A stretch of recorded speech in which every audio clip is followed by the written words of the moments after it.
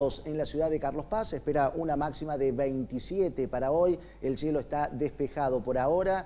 Después de las 3 de la tarde empieza un aumento de nubosidad, pero no hay probabilidad de lluvia, por lo menos para los próximos 5 días. Así que el tema de la alerta roja sigue vigente en Carlos Paz, a continuar cuidando el agua.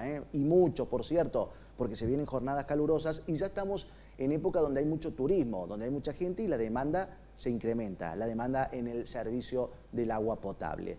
Bien, vamos a cambiar de tema cuando nos separan 26 minutos de las 11 de la mañana y vamos a ir con uno de los temas que planteamos en nuestro magazine. Y ya estamos en contacto con el politólogo, escritor Federico Zapata, que ya lo hemos tenido en otras oportunidades, pero había quedado pendiente hablar después, post-elecciones, después de lo que elegían los argentinos y finalmente eligieron a Javier Milei como presidente para los próximos 4 años. Va a estar asumiendo el próximo 10 de diciembre. Pero qué mejor que hablar con Federico Zapata, un hombre que entiende la política de distintos puntos. Él lo había anticipado también en una nota que lo hicimos previo a las elecciones, al balotaje, que había una diferencia a favor, que todo indicaba que había una diferencia a favor de Javier Milei, y así lo fue, pero bueno, sorprendió también la gran diferencia, 11 puntos, con lo que se consagró como presidente Javier Milei. Federico Zapata, ¿cómo estás? Gracias por estar del otro lado, buen día.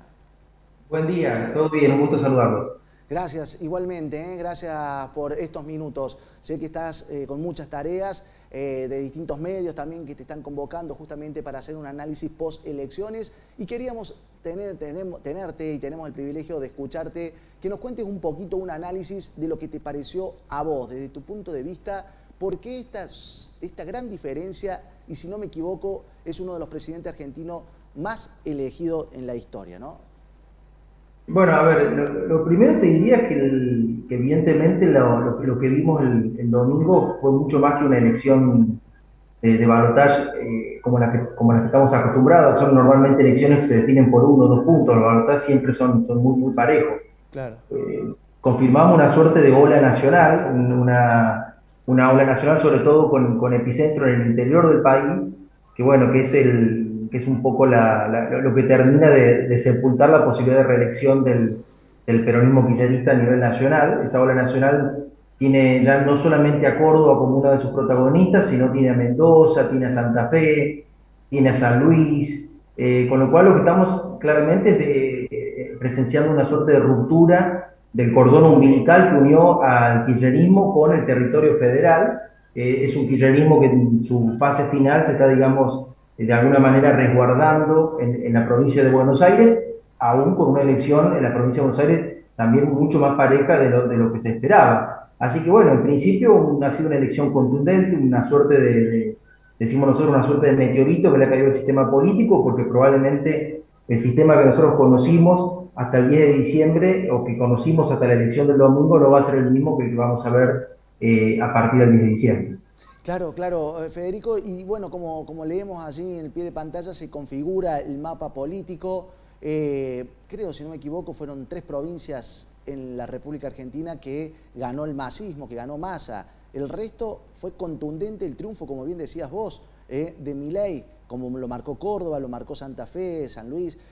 Córdoba con una diferencia de casi 60 puntos, si hacemos o 75-25 aproximadamente, ¿no?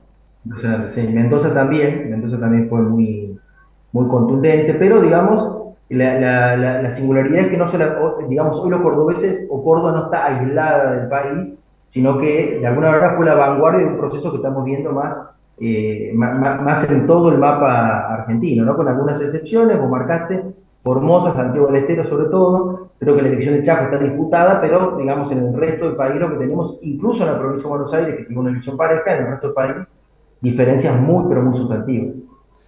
Federico, vos hablabas al comienzo que es el fin de una etapa y uno hace referencia, a partir de esta derrota de Massa, ¿se desaparece el kirchnerismo en sí, digamos, ese apellido de Kirchner, ese apellido que muchos lo han vinculado con una nueva fuerza política, el kirchnerismo? ¿Eso desaparece y se arma la fuerza política real que es el peronismo? No, yo te diría que en principio no desaparece, porque lo que tenemos en todo caso es un repliegue hacia un territorio que es la provincia de Buenos Aires. Hoy, digamos, el peronismo nacional queda, es una suerte de templo que se ha derrumbado, y en ese derrumbe de templos quedan como dos papados, digamos, ¿no? La provincia de Buenos Aires, que es donde el kirchnerismo va a intentar recomponer sus fuerzas. Hoy es una fuerza más provincial que nacional, pero está viva y gobierna una provincia que tiene mucha envergadura electoral. Por lo tanto, de ahí va a intentar proyectar un modelo de peronismo, o sostener el modelo de peronismo nacional hegemónico que ha primado en los últimos 20 años. Y el segundo papado, que es el Papa de Aviñón, digamos de alguna manera, que es la provincia de Córdoba, que este derrumbe del templo nacional y esta desintegración del poder nacional le hable una coyuntura histórica muy propicia para poder proyectar o disputar un peronismo diferente. Entonces, entre esos dos polos, que son los que han quedado, digamos, en pie en el peronismo, seguramente se va a definir la fuerza, la capacidad o no camaleónica de reconvertirse el peronismo, o si el peronismo nacional va a seguir anclado a esta cosmovisión teórica, política, conceptual que construyó el kirchnerismo, que está en una crisis muy fuerte con el interior del país. Claro. Federico, y ahora, digamos, Milei consigue el triunfo, pero por allí, esta es la sorpresa que hablamos al comienzo de la entrevista, es la gran diferencia. Y aquí aparecen los votos huérfanos, que vos hablabas en su momento de este tema, ¿no? De los votos huérfanos. Y ese voto huérfano lo consiguió Javier Milei sin lugar a dudas, ¿no? Sí, sin lugar a dudas, porque, a ver, primero hizo una gran elección en la provincia de Buenos Aires, donde, repito, Claro. todos los encuestadores auguraban, y el oficialismo, una victoria de entre 8 y 15 puntos. Y la provincia de Buenos Aires prácticamente conquistó la totalidad de votos de Píparo y la totalidad de votos de Grindetti. O sea que estamos rozando un empate técnico, digamos. Entonces, toda la discusión sobre si Córdoba era relevante o no era relevante tenía que ver con el supuesto de que se hacía una gran elección en la provincia de Buenos Aires. Con una elección tan pareja, todo lo que pasara en el resto del país era mucho más relativo. Eso te diría de alguna manera en la provincia de Buenos Aires. Y después, creo que capitalizó a nivel país prácticamente la totalidad de los votos de Patricia Bullrich, y te diría un porcentaje muy relevante de los votos de Schiaretti. Entonces, evidentemente, en la pelea de los clivajes, digamos, Milei de alguna manera expresaba el cambio, y Massa expresaba un liderazgo político más tradicional, más clásico, más seguro. Terminó ganando el cambio, y bueno, y eso es efectivamente, la película larga es esa, ¿no? Una sociedad que está muy disgustada con 4 años de gobiernos, y que aún con todos los, sin ser un voto, un cheque en blanco el que está entregando a Milei, sin ser un voto compacto, ideológicamente homogéneo, digamos, mostró una contundencia para darle vuelta a la página y probar algo diferente. Claro, Federico, y te pregunto vos como cordobés también, más allá de que vos, tus análisis políticos trascienden la frontera provincial, van a nivel país, pero digo, como cordobés, el schiarettismo ha tenido mucha fuerza en esta elección, como bien lo decías vos. Pero digo, ahora, ¿qué papel va a jugar Juan Schiaretti? Él como persona, trascendió por allí que tuvo algún ofrecimiento, por ejemplo, de la Embajada de España, entre otras cosas. Pero digo, ¿el schiarettismo se hace más fuerte a partir de esta elección, más allá de que él haya perdido en la general y demás? Digo, ¿se va a conformar? ¿Ya no le juega a favor la edad a Juan Schiaretti, entre otras cosas? Yo pienso perdón, voy a sacar los audios. Pienso digamos, la conducción del peronismo en los próximos 4 años va a tener un fuerte componente colegiado. Digamos, primero porque el peronismo cordobés está acostumbrado a esa dinámica, y después porque tiene dos desafíos grandes el peronismo cordobés hoy. Uno, es un desafío, digamos, que lo afecta más a Martín Yarlora, pero tiene que ver con la consolidación del poder provincial, y con la generación de una propia dinámica, de una propia narrativa de gestión y de una propia vinculación societal de él con la sociedad cordobesa. Y la segunda es esto que digo, que es el derrumbe del poder nacional y de un peronismo que queda con una representatividad importante, sobre todo como una suerte de voz del interior, en el marco incluso de la implosión de Juntos por el Cambio. Entonces me parece que esos dos liderazgos hoy van a jugar cooperativamente, porque los dos se necesitan, digamos. Me parece que Yarlora necesita, para poder ordenarse localmente, tener una figura de ese peso que le ayude digamos, a abrir las tranqueras hacia la política nacional, y me parece que Schiaretti probablemente no puede ser un candidato a presidente en la próxima elección, o no, digamos, hay que ver ahí cómo juega su cuestión etaria, pero sí en estos años puede contribuir a ser la vocería y la persona que solidifique ese armado nacional, y eso le permite a Ayora poder concentrarse, digamos, en el frente provincial, porque si no, automáticamente la cuestión nacional lo chuparía hacia arriba. Entonces me parece que Schiaretti le sirve, le funciona como un buffer. Así que yo, la lectura que hago es que ellos van a ir a consolidar el poder provincial y a consolidar la representatividad que han ganado y a dar una pelea nacional, y en ese sentido van a funcionar en tándem. No tengo información, no he hablado con ellos, con lo cual no sé si han tenido un ofrecimiento. Me da la impresión, haciendo una lectura política, puedo estar equivocado, que ellos van a mantenerse afuera, van a cuidar la fuerza política provincial y nacional que tienen, y van a apostar a esa construcción. Bien, y ahora yendo, Federico, a Milei, al nuevo presidente, ¿qué pasa o cómo será o qué análisis hace al respecto? ¿Cómo será a partir de que asuma? Obviamente la transición va a ser muy complicada, la estamos viendo, pero digo, una vez de que asuma, hay un Congreso que no es de lo mejor, digamos, para un presidente, ¿no? ¿Qué análisis haces al respecto de este nuevo Congreso que va a tener en nuestro país? Bueno, a ver, él tiene varios problemas, te diría yo, no uno, tiene varios problemas. Ajá. Primero tiene un problema que es lograr conformar en los próximos 20 días un equipo de gobierno que le permita tomar rápido el control del Estado. Eso implica que probablemente a alguna gente del sector privado le sirva, pero necesita gente que entienda de lo que se trata el Estado y la política, que no son fáciles. Se necesita tomar el control de esa maquinaria rápido. Problema uno. Problema dos, va a necesitar focalizar su agenda. ¿Qué quiere decir?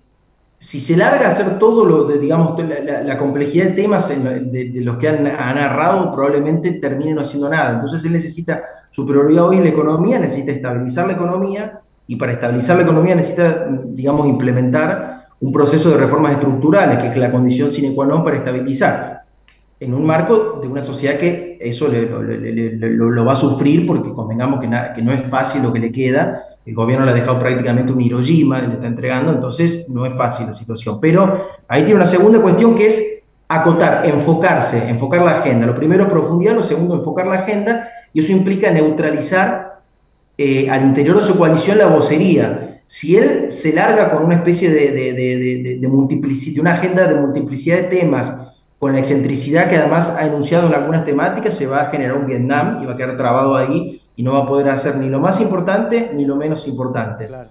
Y lo tercero, te diría, tiene que generar las condiciones políticas y judiciales para esa reforma, y eso implica efectivamente construir coaliciones ad hoc en el Congreso, en la Cámara de Diputados y en la Cámara de Senadores, probablemente con una ley ómnibus al estilo Menem. Eso va a implicar negociar con los gobernadores, que son muchas veces los que comandan esos diputados o esos senadores. Y lo tercero, neutralizar el frente judicial, que obviamente cuando uno implementa estos procesos te llueven las demandas judiciales. O sea que lo que él tiene por delante tiene un nivel de complejidad inmenso, repito, en una situación en la que Argentina está prácticamente al borde de una hiperinflación. Es muy complejo lo que tiene, son 6 meses determinantes. Sí, sí, sí. Hoy hizo algunos anuncios también en algunos medios, justamente Milei, sobre el tema de frenar algunas obras públicas que no hay superávit y tiene que frenarlo, fue lo que dijo directamente. Ahora pregunto, Fede, y digo, se escucharon comentarios por ahí del funcionamiento de Javier Milei hoy por hoy. Funciona como un 4 de copas, es decir, si vos te ponías a ver en cada imagen, en cada lugar donde se muestra el presidente electo, va con su agenda en la mano, el celular, una lapicera, el cuadernito, cosa que en otros políticos eso no se ve. ¿Por qué digo esto, no? Porque haciendo el análisis tiene su secretario, tiene la gente que le lleva el celular, que le atiende el teléfono, tiene la gente que le lleva la agenda del día y demás, pero él como que lleva todo eso. Y ahí es donde muestra él de alguna manera esto que va a tener que entrar a este movimiento político, ¿no? A este movimiento de donde ya tiene su gente que los maneja y él pone la figura, la cara. Como que él eso le ha jugado a favor, evidentemente. En cada acto, en cada lugar que se acerca a hablar, va con su teléfono celular, va con su lapicera, con su cuadernito, ¿no? Digo, un análisis que por ahí él sigue funcionando como un 4 de copa cuando va a tener que dejar de serlo, ahora que ya es el presidente del país.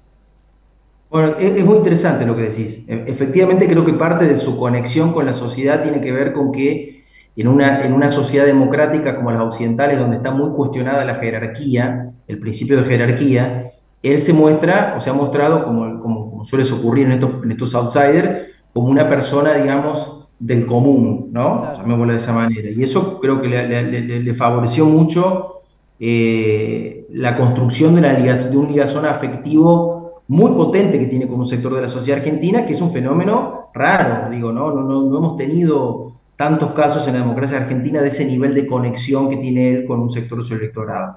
Por supuesto que eso ahora entra en una nueva fase, como bien marcaba vos, no es lo mismo eso en el momento electoral, donde uno no tiene responsabilidades gubernamentales, que el momento gubernamental, que es un reloj de arena que se da vuelta y ahí empiezan todos los problemas, ¿no? Entonces, bueno, efectivamente yo creo que eso, a ver, él le va a ayudar a sostener una modalidad diferente de ejercicio de liderazgo al que estamos acostumbrados, está bien, eso le puede ayudar, sobre todo pedagógicamente explicar qué recibe y cuáles son las consecuencias de lo que recibe y qué es lo que va a hacer y cuándo se van a dar los resultados de lo que va a hacer, o sea que todo eso le sirve, pero como te digo, después hay toda una maquinaria en donde va a tener que construir un equipo, ya no puede ser él solo, que le puede implementar estas reformas. Entonces yo diría, en principio eso como marca que es muy interesante, muy inteligente, le sirve para comunicar, no le va a alcanzar para gobernar. Es decir, para comunicar va ahora a necesitar gobernar, y para gobernar esto que comunica le va a servir, pero las dos cosas tienen que ahora Claro. ir como en un tándem. Tal cual, Federico querido, desde ya muchísimas gracias, como siempre, muy concreto en todo este análisis general de lo que ha dejado la elección en nuestro país. Un Javier Milei electo presidente, que sin lugar a dudas, Fede, te vamos a volver a molestar seguramente más adelante también, cuando ya esté cerca de terminar esta transición y arrancar el gobierno real de Javier Milei. Gracias, Fede, que tenga un excelente día. Bárbaro. Un abrazo muy grande a todos. Saludos. Es un gusto conversar como siempre. Chau, chau. Igualmente, abrazo. Federico Zapata, politólogo, escritor, es cordobés, pero ya trasciende los límites y hace su análisis a nivel nacional, convocado por distintos medios. Bueno, hoy tuvimos el privilegio de tenerlo con nosotros, que nos cuente algunos detalles, un análisis de lo que ha sido la elección, Milei como presidente. Bien, nosotros vamos a buscar una pausa, hicimos un bloque súper largo, 41 minutos, nos separan de las 11 de la mañana, pausa cortita, breve, y en un ratito nos metemos en el deporte, porque Argentina le ganó a Brasil en el